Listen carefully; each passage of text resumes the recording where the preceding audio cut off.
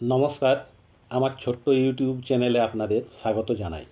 রাহুল গান্ধী ও অভিষেক বন্দ্যোপাধ্যায়ের সৌজন্যে একটা বড়সড় ধাক্কা সামাল দিল ইন্ডিয়া জোট। কংগ্রেসের পক্ষ থেকে একতরফাভাবে লোকসভার অধ্যক্ষ পদে প্রার্থী ঘোষণা করে দেওয়ায় ভীষণ ক্ষুব্ধ হয়েছিলেন অভিষেক বন্দ্যোপাধ্যায়। তৃণমূলের পক্ষ থেকেও অসন্তোষ প্রকাশ করা হয়। পরিস্থিতি বেগতিক দেখে লোকসভার বেঞ্চে বসেই রাহুল গান্ধী কথা বলেন অভিষেক বন্দ্যোপাধ্যায়ের সঙ্গে। মমতা বন্দ্যোপাধ্যায়ের সঙ্গেও টেলিফোনে দীর্ঘক্ষণ কথা বলেন রাহুল গান্ধী।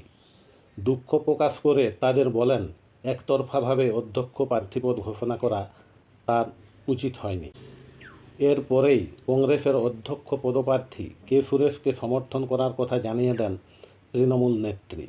অধ্যক্ষ পদে ইন্ডিয়া জোটের প্রার্থী জট কাটার পরেই কংগ্রেসের পক্ষ থেকে লোকসভায় বিরোধী দলনেতা হিসেবে রাহুল গান্ধীর নাম ঘোষণা করা হয়। অধ্যক্ষ নির্বাচনে ইন্ডিয়া জোট শরিকদের ঐক্যবদ্ধভাবে লড়াই করার লক্ষ্যে ডাকা এই বৈঠকে লোকসভার বিরোধী দলনেতার পদ নিতে কংগ্রেসের নেতৃত্ব রাহুল গান্ধীর নাম প্রস্তাব করেন। দলীয় নেতৃত্বের এই সিদ্ধান্ত মেনে নিয়েছেন রাহুল গান্ধী। এর ফলে তিনি তার 3 দশকের রাজনীতিতে এই প্রথম সাংবিধানিক পদে বসতে চলেছেন।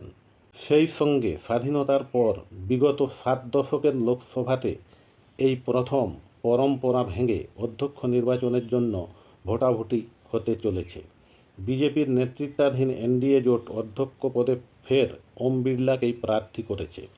আর ইন্ডিয়া জোট কেরলের সাংসদ কে সুরেশকে প্রার্থী করেছে।